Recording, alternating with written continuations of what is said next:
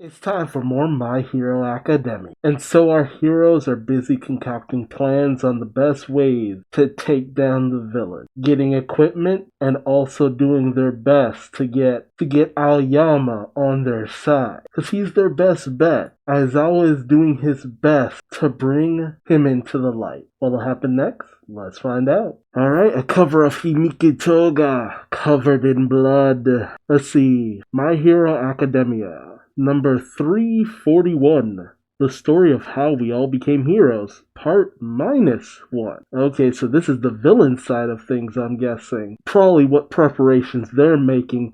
Horikoshi did say that this was going to be the final year of My Hero Academia. Oh god, so this is her home, written with all this graffiti, blaming them for everything. Die, demon, Toga the Terrible, get lost, your fault for having her. Vampire Demon Slayer, bloodthirsty killer, scum family. We did our best, but nothing worked. The girl is demonic. Thinking back to the words of her parents. You got the height chart that someone viciously scratched her name out of. Himiko, age 2, Himiko, age 3. Just stop it already. No one will ever accept you the way you are. More graffiti, scum.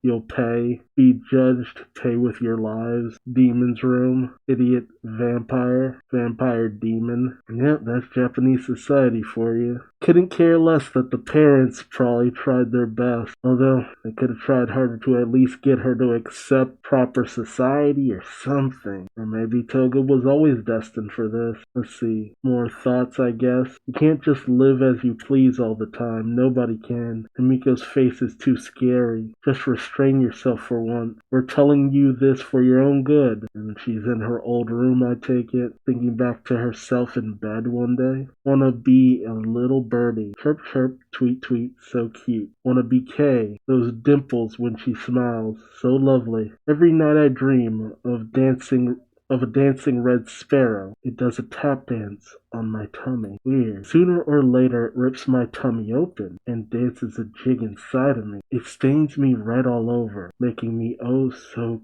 cute. Such a pleasant dream.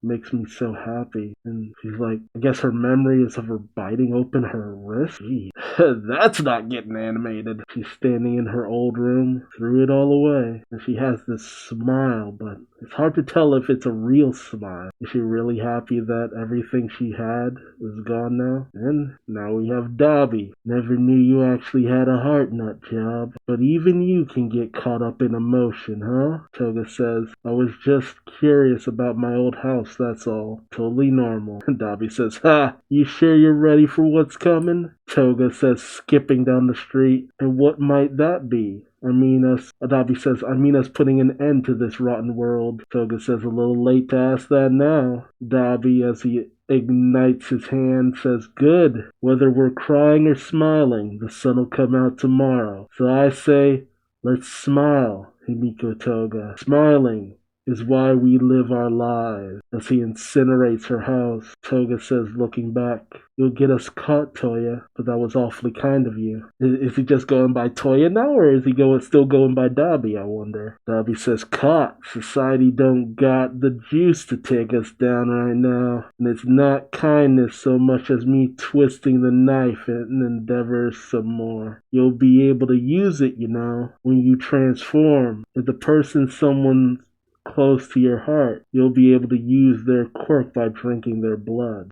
So is that the nature of how it works? Oh, let me read this first before I comment. Before Makia whisked us away, I made sure to grab the original's body's blood. Twice his blood, that is. We'll help that sad, sad parade to keep marching. And the ones having the last laugh, that'll be us. Oh, wow. So she has twice his blood, and because it only works for people she deeply cares about and has a deep understanding of, that she's able to emulate their powers. And so with that, using twice his blood, she'll be able to copy him and create the Sad Man's Parade, an army of twice at her beck and call. Damn, that explains why they were able to kill him off so easily. By developing Toga's powers as well as Twice's powers, those two in conjunction, you still have Twice's powers at their beck and call. Ah, gee.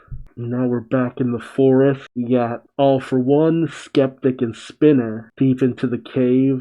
You hear someone moaning. Spinner goes looking. Shigaraki. You good? Oh, jeez, what the fuck? He fucking turned into an Akira. Motherfucker turned into an Akira. He's just a blob of flesh. Gee. And it all just slurches back into him. God, that's intense.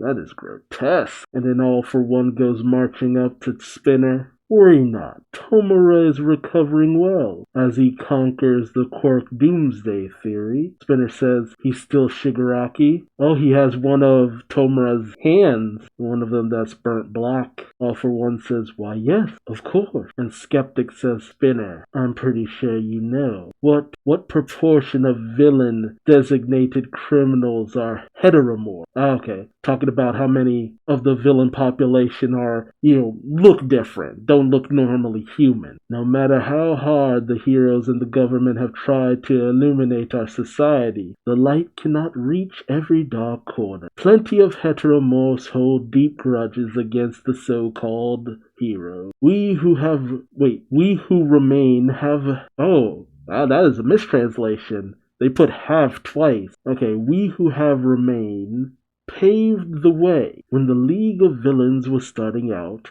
the world was exposed to your look, your form. It began with wannabes copying your costume, but now you're a guiding light for the heteromorphs everywhere. And Spinner says, as if I'm a big messiah. Yeah, right.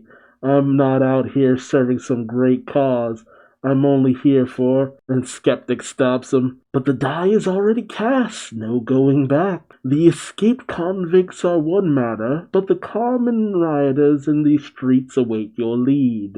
Though Redrestro can no longer pull that trigger, you can. It's something that a lot of people have talked about. Even if you've read My Hero Academia Illegals, My Hero Academia Vigilantes, or Boku no Hero Academia Illegals, whatever you call it. Now, that did come up from time to time. Heteromorphs, those who do not have typically human appearances, they do tend to be the ones labeled as villains more often than not. Skeptic is handing Spinner something. Wonder what it is. Black square. And I guess this is Spinner's thought. No matter how an average dude like me feels about it, we're past the point of no return here, huh? You got that right, dude. I always do wonder about Spinner from time to time. They're really giving him this greater purpose for those who don't look typically human, but I wonder. And All For One is saying the first solid step from you will give them the necessary courage. And I think that's Shigaraki speaking on the ground. Bring it all down. Spinner, he's thinking, no more thinking it over. I'm here for your sake, Shigaraki. Oh, jeez. Oh, that's the one Glob villain from the first chapter. Oh. Those out there who aren't seen as normal by typical society. I guess it's just a speaker, maybe? And Spinner says into it, this is Iguchi. Everyone can be somebody's hero. Wait, no, I think this is... No, okay. I think it's All For One. No, it's know this, Iguchi. Everyone can be somebody's hero. I get it. Because that's essentially what they're trying to make Spinner into.